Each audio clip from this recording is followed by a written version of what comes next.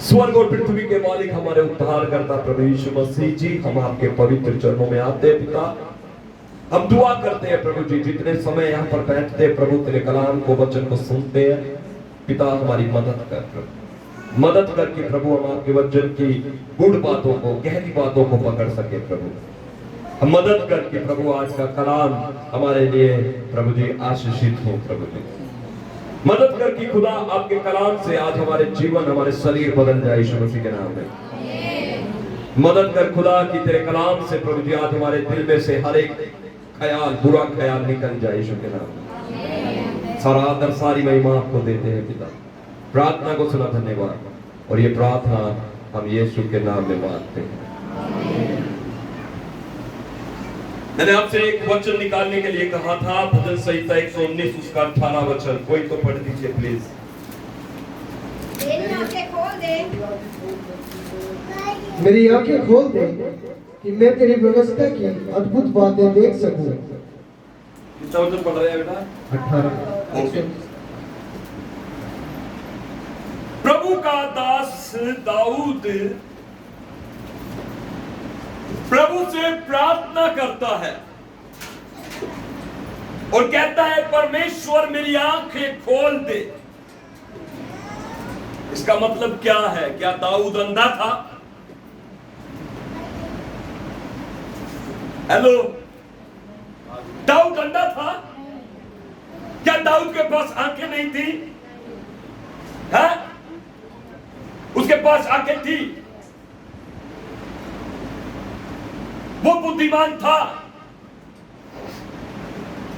वो सामर्थी पुरुष था, लेकिन इसके बावजूद वो प्रभु के पास जाकर प्रार्थना करता है, ओपन माय आईज, मेरी आंखें खोल दे प्रभु। Praise the lord, hallelujah. Bible में लिखा है कि एक बर्तिमाई नाम का एक व्यक्ति था जो यीशु को चिल्लाते चिल्लाते उसके पीछे आया और चिल्ला चिल्ला कर कहने लगा, हे दाऊद की संतान, मुझ पर दया कर। और लोगों ने उसे डांटा, कहा कि चुप रहे, लेकिन वो उतना जोर से चिल्लाने लगा और कहने लगा, दाऊद की संतान प्रभु यीशु, मुझ पर दया कर। प्रभु ने उसको अपने पास बुलाकर कहा कि व्हाट डू यू वांट, तू अब क्या चाहता है? उसने कहा, प्रभु मैं देखना चाहता हूं। प्रभु ने उसकी आंखें छुई हुई कहा, देखने लग। Praise the lord, hallelujah. Bible बताती है कि प्रभु ने बहुत सारे लोगों की आंखें खोली। बाइबल बताती है कि यीशु मसीह ने अंधों को देखने की सामर्थ्य दी। बाइबल बताती है कि परमेश्वर जो है उसके लोग पास आने के लिए उनकी फिजिकल आईज को खोलकर उन्हें देखने के लिए शक्ति प्रदान करी। लेकिन आज मैं बात करना चाहता हूं, चर्च हमारी स्वाभाविक आंखों से भी बढ़कर एक आंख है जो हमें खोलने की जरूरत है। Church, hallelujah. हमारी स्वाभाविक आंखें स्वाभाविक चीजों को देखती है, लेकिन हमारी आंतरिक आंखें, आत्मा की आंखें परमेश्वर की योजनाओं को देखती है। Praise the Lord. इसलिए आप इस बात से मत खुश होइए कि मैं देख सकता। एक अंधा था, उस अंधे ने यीशु को देखा नहीं, यीशु को आंतरिक आंखों से उसको देखकर उसको अपना प्रभु और मसीहा माना। हालेलुया। आंतरिक आंखें उसने अपनी खोल रखी थी, इसीलिए तो वो यीशु के पीछे पीछे चिल्लाकर कह रहा था, यीशु दाऊद की संतान, मुझ पर दया कर। लेकिन कितने लोग थे जो यीशु के साथ साथ चल रहे थे, आंखों वाले, उन्होंने यीशु से प्रार्थना नहीं करी, उन्होंने यीशु को पुकारा नहीं, उन्होंने यीशु से मांगा नहीं, उन्होंने यीशु को पहचाना नहीं, उन्होंने यीशु को स्वीकार नहीं किया। लेकिन एक अंधा भीड़ में चिल्लाता है, कहता है, प्रभु यीशु मुझ पर दया कर। What is different between एक स्वाभाविक देखने वाला और एक आत्मिक आंखों का खुला हुआ व्यक्ति? इसके अंदर भेद क्या है, क्या डिफरेंस है? एक देखने वाला व्यक्ति, एक पुरुष, एक स्त्री, जो स्वाभाविक आंखें तो उसकी खुली है लेकिन आत्मिक आंखें बंद है। मैं बताना चाहता हूं, स्वाभाविक आंखें खुलने से आप प्रभु के लाभ को अपने जीवन में ले नहीं पाओगे। आप सिर्फ स्वाभाविक रीति से देख सकते हैं, ये आपके लिए महत्वपूर्ण, ये फायदेमंद नहीं होने वाला चर्च, क्योंकि स्वाभाविक चीजें, स्वाभाविक बातें, स्वाभाविक आंखें स्वाभाविक चीजों को देखती है, दुनियावी चीजों को देखती है सिर्फ। लेकिन एक आत्मिक आंखें खुला हुआ व्यक्ति, आत्मिक रीति से जागा हुआ व्यक्ति, आत्मिक रीति से दृष्टि पाया हुआ व्यक्ति, वो परमेश्वर के आने वाले उपायों को अपने जीवन में देख सकता है। हालेलुया। और खुशी की बात यह है, आत्मा के आयाम में जो आप देख लेते हैं वो आप प्राप्त कर लेते हैं यीशु के नाम में। आज मैं प्रार्थना करता हूं आपकी आत्मिक आंखें खुल जाए। आमीन। ऊंचा कहे चर्च। समझ रहे हैं मेरी बात को? आज मुझे चाहिए कि मैं प्रभु के पीछे जाऊं। आज मुझे चाहिए कि मैं अपनी प्रार्थना में इस बात को साबित करूं कि प्रभु मेरी आत्मिक, ओपन माय स्पिरिचुअल आईज, मेरी आत्मिक दृष्टि को खोल दे। आमेन, आमेन, आमेन, आमेन। बाइबल दिखाएगा मेरे साथ। कितने लोग आज ये दृष्टि प्राप्त करना चाहते हैं? वाह, आपके विश्वास का मैं आदर करता हूं। Hallelujah, hallelujah, hallelujah, hallelujah. दूसरा राजा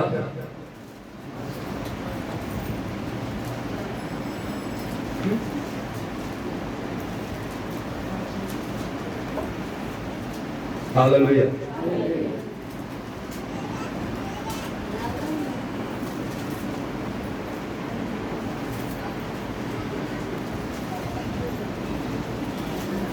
तब एलीशा ने ये प्रार्थना की, हे यहोवा, इसकी आंखें खोल दे कि ये देख सके। बाइबल बताती है कि एलीशा इस्राएल का एक नबी था, ठीक है? और अरामी लोग इस्राएल के शत्रु थे। अरामियों में इस्राएल के विरुद्ध एक षड्यंत्र रचा जा रहा था और अरामी लोग इस षड्यंत्र को अराम देश में अपने ऑफिस के अंदर रच रहे थे, ठीक है? अगर आप पिछले अध्याय में पढ़ेंगे तो आपको पता चलेगा, लेकिन मैं थोड़ा सा ओवरलुक आपको दे रहा हूं, ठीक है? जब अरामी लोग इस्राएल के विरुद्ध षड्यंत्र बनाते थे तो बार बार क्या होता था, परमेश्वर अपने नबी को उनकी गुप्त में बनाई हुई षड्यंत्र को एलीशा पर प्रकट करता था और एलीशा जाकर इस्राएल के राजा से बताता था कि जो अरामी है इस रास्ते में तुम्हारे लिए घातकों को बिठा रहे हैं, तो तुम इस रास्ते से मत जाना। तो बार बार क्या होता था, अरामी लोग इस बात से बहुत परेशान होते थे। अरामी लोग बहुत परेशान होते थे। अराम का बादशाह, अराम का राजा अब ये कहता है कि मुझे ऐसा मालूम होता है कि हमारे ही बीच में से कोई व्यक्ति है जो इस्राएल से मिला हुआ है। अब वो परेशान होता था क्योंकि वो बार बार जो भी प्लान करता था, जो भी वो प्लानिंग करता था, जो भी वो युक्ति करता था, वो बार बार वो युक्ति फेल हो जाती थी, क्योंकि परमेश्वर उनकी युक्तियों को किसके ऊपर प्रकट करता था? एलीशा के ऊपर, एलीशा के ऊपर। और एलीशा जाकर उसे इस्राएल के राजा से बता देता था और वो बच जाते थे। हालेलुया। तो इस बात से अराम का राजा, अराम की सेना जो थी वो बहुत ही डिस्टर्ब हो गई और उसने कहा कि मुझे ऐसा लगता है कि हमारे बीच में से है कोई व्यक्ति जो कि इस्राएल से मिला हुआ है, कोई तो है जो वहां पर जाकर हमारी प्लानिंग को बताता है और हमेशा इस्राएल हमारे हाथ से बच जाता है। तो उसकी सभा में, अराम की सभा के अंदर जब वो लोग बैठे हुए थे तो उसकी सभा में से किसी व्यक्ति ने कहा कि ऐसा नहीं है, यहाँ का कोई व्यक्ति जो है इस्राएल से मिला हुआ नहीं है। लेकिन वहां पर क्या हो रहा मैं बताता हूं। उस व्यक्ति ने बताया कि बेटा, जब हम यहाँ पर इस्राएल के विरुद्ध कोई प्लानिंग करते हैं, कोई भी हानि की युक्ति बनाते हैं, तो वो परमेश्वर, इस्राएल का परमेश्वर अपने दास एलीशा के ऊपर उस बात को प्रकट कर देता है। गुप्त में की हुई बात को भी वो उस पर प्रकट कर देता है और वो प्रकट करने से वो इस्राएल के राजा को जाकर बता देता है, और इसीलिए क्या है, इस्राएल हमेशा बच जाता है। Praise the Lord। तो राजा को समझ आ गई, उसने कहा भैया इस्राएल पर हानि पहुंचाने से पहले, इस्राएल को मारने से पहले, इस्राएल का खात्मा करने से पहले हम एलीशा का खात्मा कर देते हैं। उन्होंने क्या करा, इस्राएल से हम बाद में निपट लेंगे, लेकिन पहले हम किससे निपट लेते हैं, उससे निपट लेते हैं जो इस्राएल को बार बार संदेश देकर बचाता है। हालेलुया। इसलिए हम उससे निपटते हैं जो बार बार उनको संदेश देता है और हमारी युक्तियों को उन पर प्रकट करता है। तो अब क्या है, अब घटना क्या है, दूसरा राजा 6 अध्याय और 8 वचन अगर आप पढ़ेंगे तो वहां पर लिखा है, अराम का राजा इस्राएल से युद्ध कर रहा था और सम्मति करके अपने कर्मचारियों से कहा अमुक स्थान पर मेरी छावनी होगी। तब परमेश्वर के भक्त ने इस्राएल के राजा के पास कहला भेजा चौकसी कर और अमुक स्थान से होकर न जाना। अब इस्राएल का जो नबी है उसने क्या बता दिया राजा से, अमुक स्थान से होकर मत जाना। हाँ जी आगे पढ़ो। क्योंकि वहाँ पर आरामी चढ़ाई करने वाले हैं। वहाँ पर तेरे लिए आरामी घातक करने के लिए बैठे हैं। हालेलुया। आगे पढ़ेंगे थोड़ा सा। तब इस्राएल के राजा ने उस स्थान को जिसकी चर्चा करके परमेश्वर के भक्त ने उसे चिताया था, परमेश्वर के भक्त ने जिसे चिताया था, दूत भेजकर अपनी रक्षा की और इस प्रकार 1-2 बार नहीं वरन बहुत बार हुआ। अराम का राजा 1-2 बार नहीं लेकिन बहुत बार असफल हुआ। समझ रहे हैं मेरी बात, समझ गए क्या? क्यों होता था वो असफल? क्योंकि वहां पर एक नबी था, वहां पर एक दास खड़ा था। हालेलुया। वहां पर एक प्रभु का अभिषिक्त खड़ा था और वो बार बार इस्राएलियों को वो जिताता था, बताता था कि तेरे लिए अरामी लोग घात करने के लिए बैठे हैं, तो ये रास्ता नहीं दूसरा रास्ता पकड़ेगा। हालेलुया।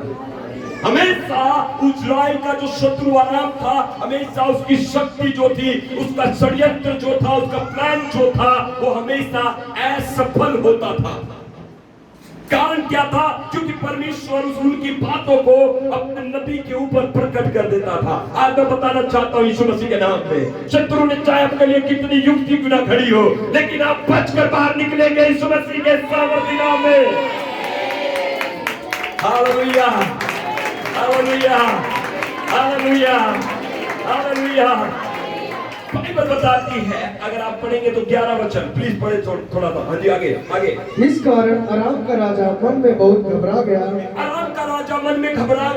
अतः उसने अपने कर्मचारियों को बुलाकर उनसे पूछा,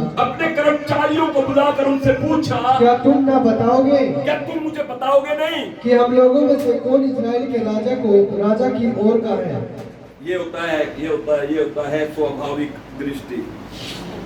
उसको ये लगने लगा कि हमारा ही बंदा है जो इस्राएल को हमारी गुप्त में गढ़ी हुई बातें, गुप्त में बनाए हुए प्लान वो जाकर इस्राएल को बताता है।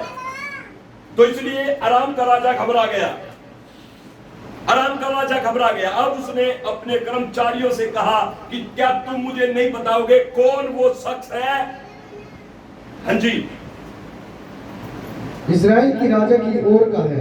हाँ। उसके एक कर्मचारी ने कहा, उसका एक कर्मचारी जिसकी आत्मिक ज्ञान इंद्रियां खुली हुई थी, चर्च अन्य जातियों के पास भी ये समाचार है, अन्य जातीय लोग भी ये जानते हैं कि इस्राएल में एक परमेश्वर है जो राजा तेरी बात को, गुप्त में गढ़ी हुई बातों को भी सुनता है और तेरी बातों को सुनकर वो अपने नबी के ऊपर उनको प्रकट करता है। वहां पर देखिए लिखा है, प्लीज पढ़िए। हे प्रभु, हे हे राजा, राजा ऐसा नहीं अलीशा जो इस्राएल में भविष्य देखता है, अलीशा जो इस्राएल में भविष्य देखता है, वह इस्राएल के राजा को वे बातें भी बताया करता है। वो इस्राएल के राजा को वे बातें भी बताया करता है जो तू शहर की कोठरी में बोलता है, जो तू अपनी कोठरी के भीतर बोलता है। हालेलुया। अन्य जाति लोग भी जानते हैं कि आपका प्रभु महान है। Hallelujah. Praise the lord. Hallelujah. वो जानते हैं कि परमेश्वर एक बड़ी शक्ति है। वो जानते हैं कि इस्राएल का परमेश्वर गुप्त में कई हुई बातों को भी सुन लेता है, और इसलिए उस सेवक ने अपने राजा से कहा, हमारे बीच में से कोई गद्दार नहीं है, लेकिन प्रॉब्लम तो ये है, उनका परमेश्वर हमारी बातों को सुन लेता है। हालेलुया। उनका परमेश्वर हमारी बातों को सुनता है, और जो कोठरी में तू बोलता है वो भी उसको सुन लेता है। एक तरफ से वहां पर अपलोड हो रहा है, दूसरी तरफ से अलीशा इसको डाउनलोड कर रहा है। हालेलुया।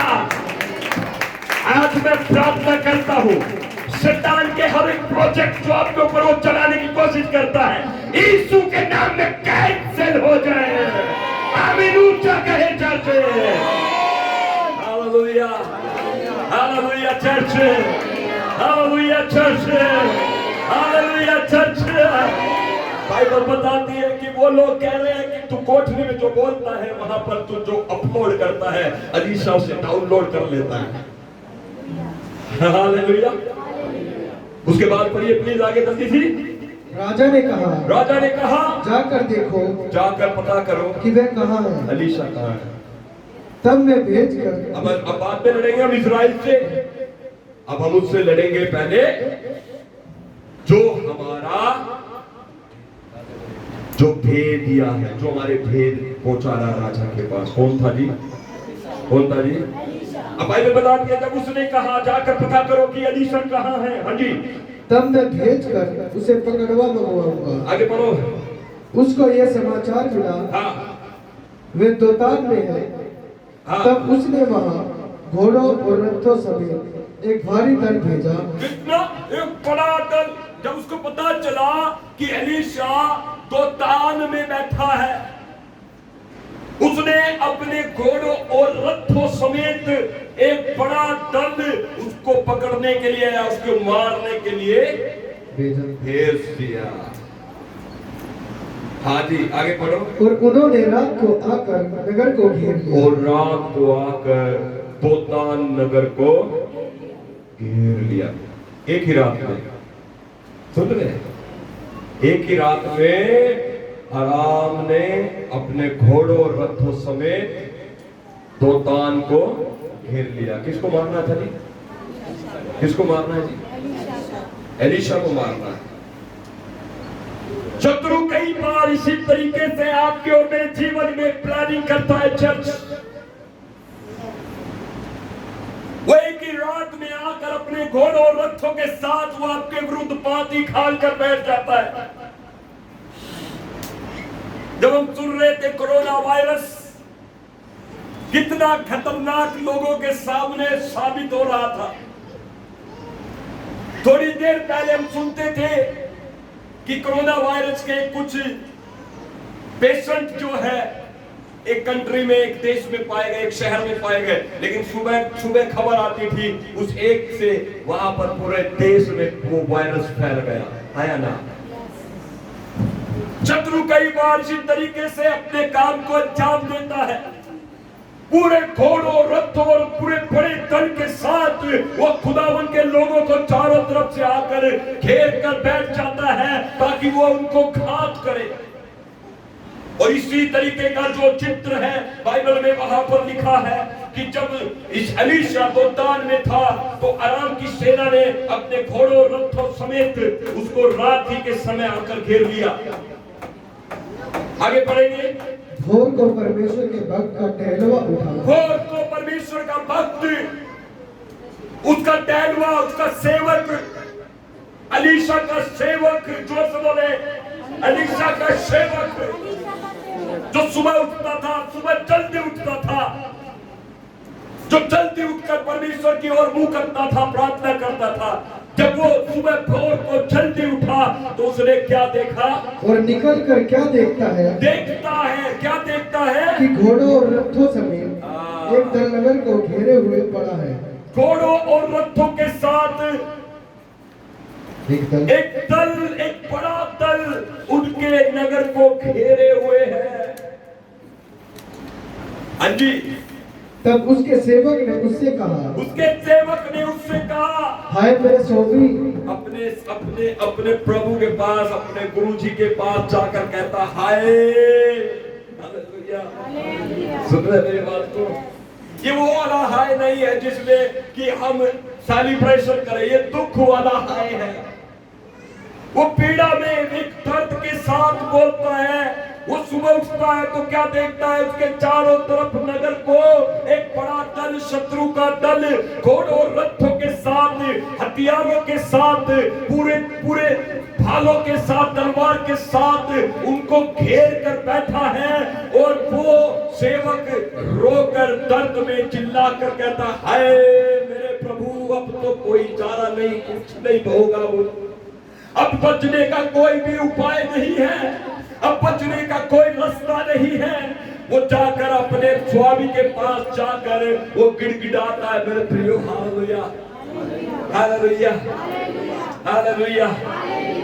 और प्रभु के भक्त के पास जाकर वो कहता है, हाय मेरे प्रभु, अब क्या करें? हालेलुया। उसने कहा, मत डर, हम क्या करें? लेकिन प्रभु का भक्त जो प्रभु पर विश्वास करता है, हालेलुया। अलीशा के बारे में बता रहा हूं चर्च, जिसकी आत्मिक आंखें खुली होती है, जो आत्मिक रीति से जागा होता है, जो अपने आत्मा के आयाम में हमेशा प्रभु के ऊपर अपनी दृष्टि लगाए रहता है। मैं बताना चाहता हूं, प्रभु के भक्त अलीशा ने उससे कहा, अपने सेवक से कहा, गेजी से कहा, मत डर, हालेलुया। Can you imagine? क्या आप सोच सकते हैं? एक बड़ा सा दल उनको घेरे हुए है, एक ही घर को घेरे हुए है, एक बंदा एक दल के सामने से बचना कितना असंभव है चर्च। लेकिन मैं बताना चाहता हूं बेनिफिट्स। आत्मिक रीति से जागा हुआ व्यक्ति वो अपने सेवक से कहता है, मत डर, मत डर, क्योंकि जो हमारी ओर है। उसने कहा, जो, oh my God, praise the Lord. उसने कहा, जो हमारी ओर है, हाँ, वह उनसे अधिक है, वो उनसे अधिक सामर्थी है। Praise the lord, hallelujah. जो उनकी ओर है। उसने कहा, मत डर, क्योंकि जो हमारी ओर है वह उनसे अधिक है जो उनकी ओर है। तब अलीशा ने यह प्रार्थना की। तब अलीशा ने, प्रभु के भक्त ने अपने सेवक के लिए प्रार्थना की, हे यहोवा, हे यहोवा, इसकी आंखें खोल दे। हे प्रभु, इसकी आंखें खोल, कि ये देख सके, ताकि ये देख सके। तब यहोवा ने सेवक की आंखें खोल दी। तब यहोवा परमेश्वर ने उस सेवक की आंखें खोल दी। और जब वह देख सका, और जब वो देखने लगा, तब क्या देखा? तब उसने क्या देखा? अलीशा के चारों ओर का पहाड़, अलीशा के चारों ओर का पहाड़ अग्नि में घोड़ों और रथों से भरा हुआ है। Hallelujah, hallelujah. कब सुन रहे चर्च? जिन बातों को हम सोचते हैं वो हमारे दिमाग से, बुद्धि से, ताकत से हम जिनको कहते हैं असंभव है, आज वो बातें संभव हो सकती है। आज जिन परिस्थितियों में आप और मैं गिर गए हैं, बंद हो चुके हैं, उन परिस्थितियों से आप बाहर आ सकते हैं। इट इज पॉसिबल, वो हो सकता है। क्योंकि बाइबल में एक बार भी ऐसा शब्द नहीं लिखा है नहीं होगा।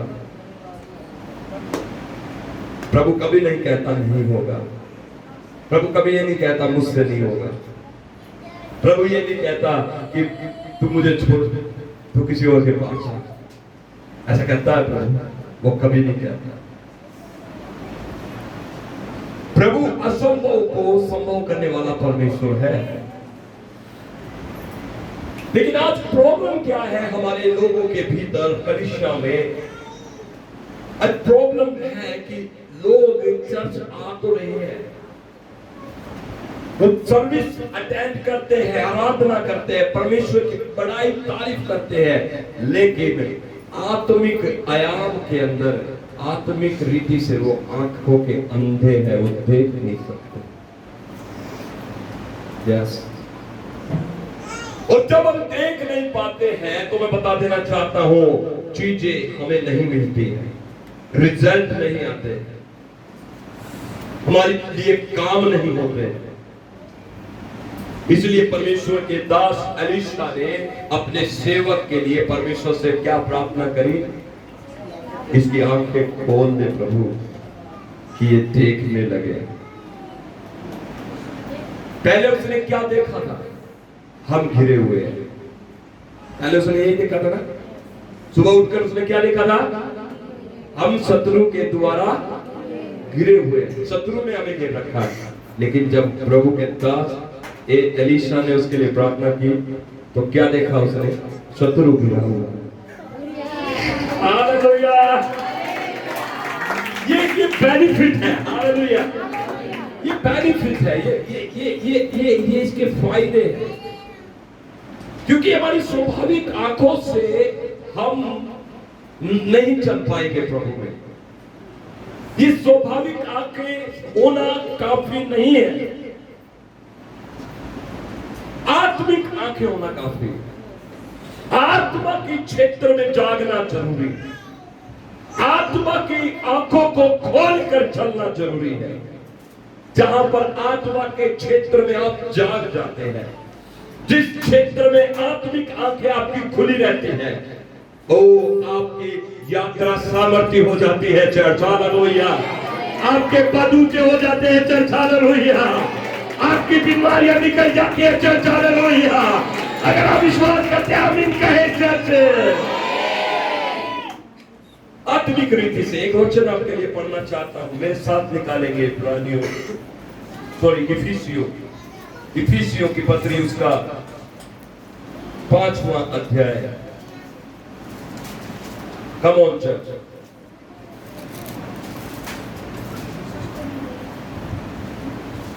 5वां अध्याय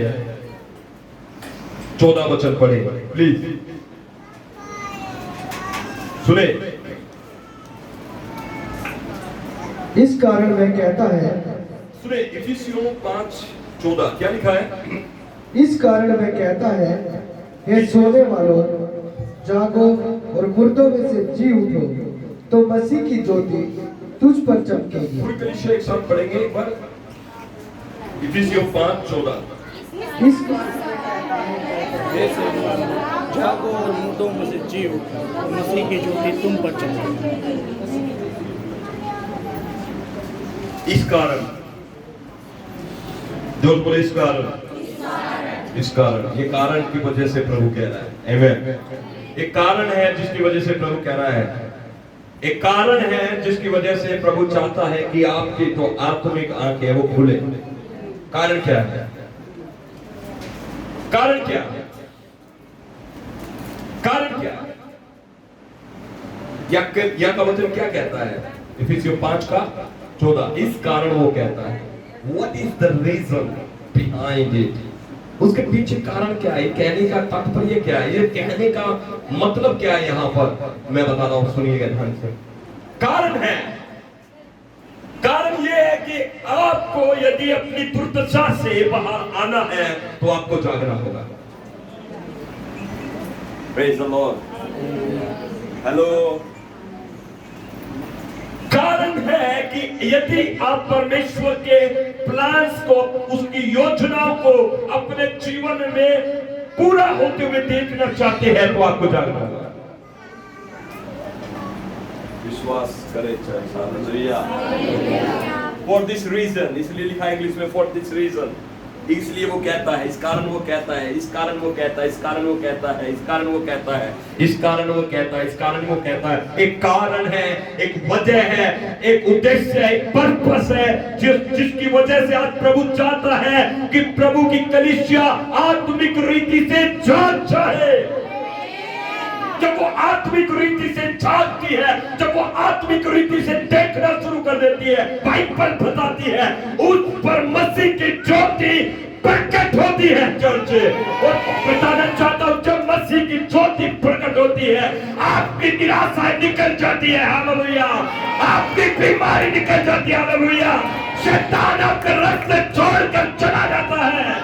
आमीन ऊंचा कहे चर्च, आमीन ऊंचा कहे चर्च। इस कारण आपको जागना है, इस कारण आपको जागना है, इस कारण आपको जागना है, इस कारण वो आपको जागना है, ताकि आप नेक्स्ट लेवल में प्रवेश कर सके। Hallelujah, hallelujah. अपने बाजू वाले से कहे, इस कारण जागना पड़ेगा। कौन सा है वो कारण? कि मसीह की ज्योति तुझ पर क्या हो? चमकेगी। आमीन। किसकी ज्योति?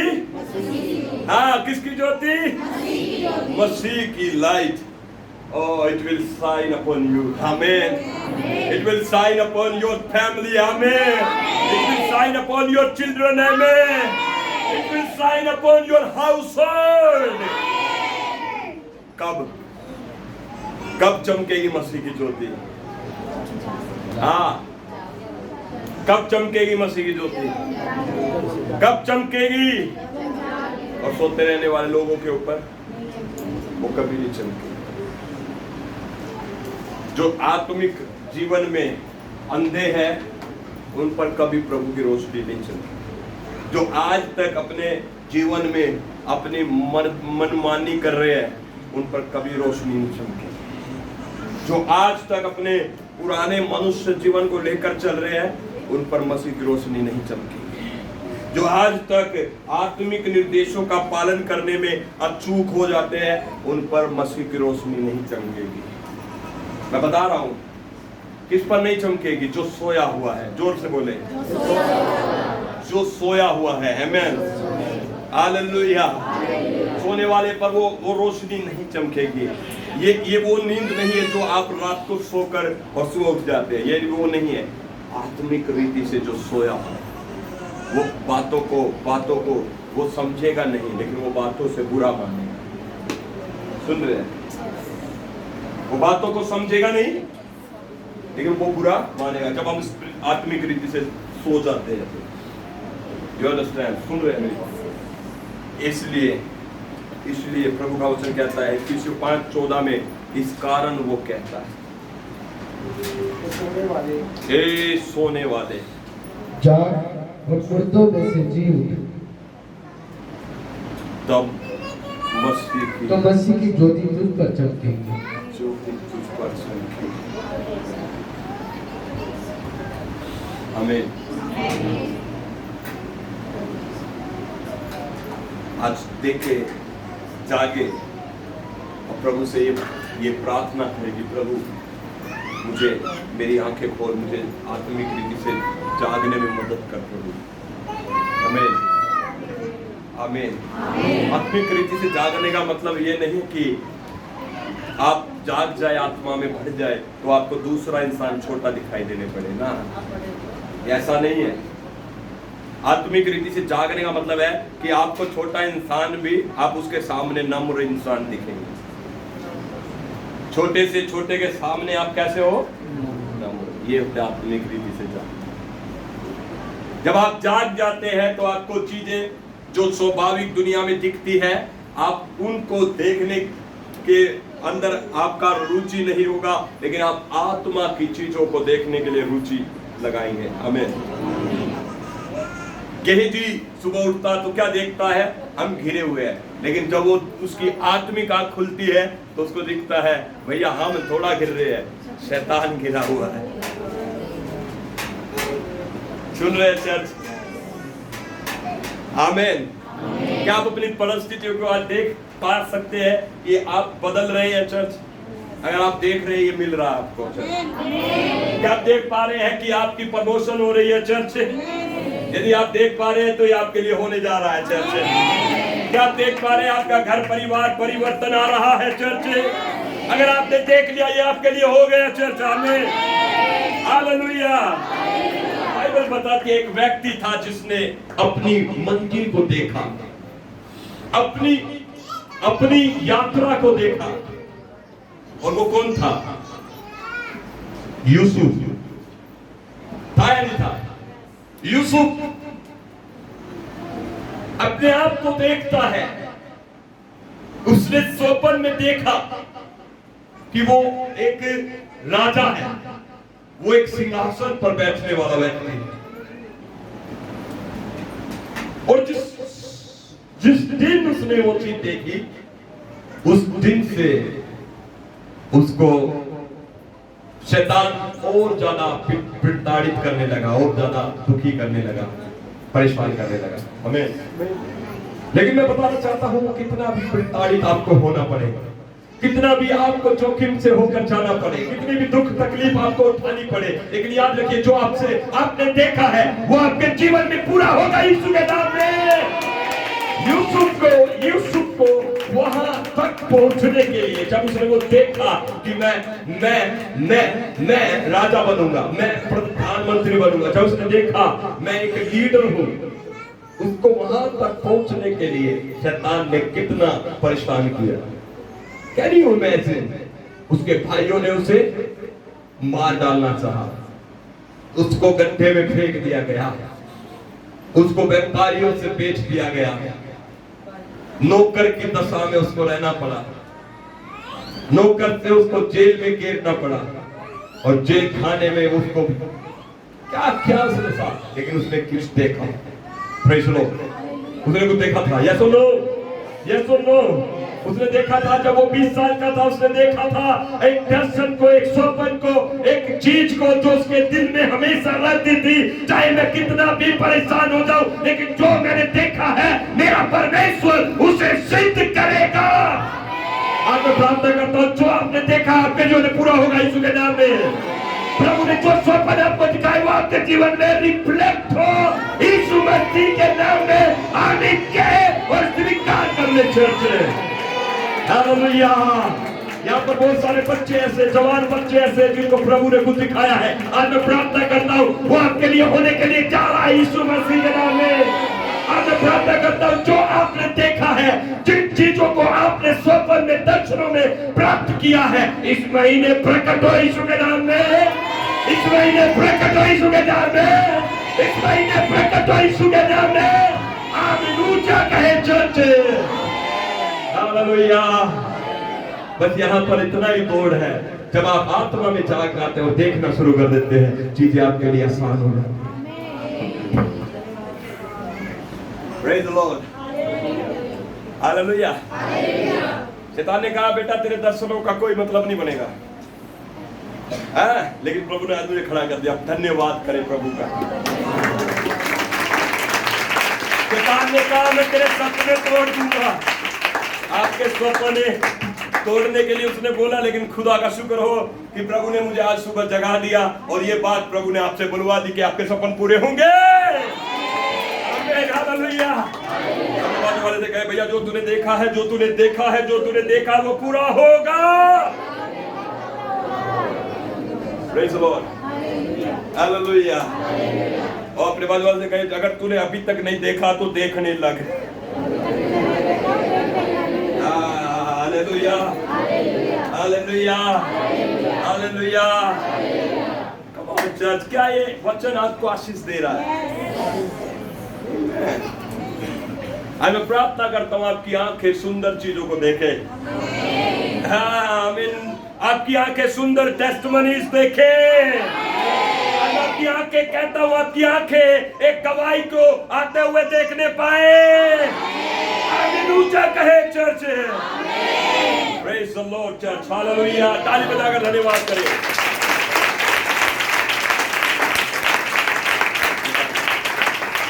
चर्च यीशु के नाम में जो आप देख रहे हैं इस समय प्रभु यीशु मसीह के नाम में वो आने वाले सप्ताह में आपके जीवन में प्रकट होगा और आप गवाही के साथ वापस आओगे।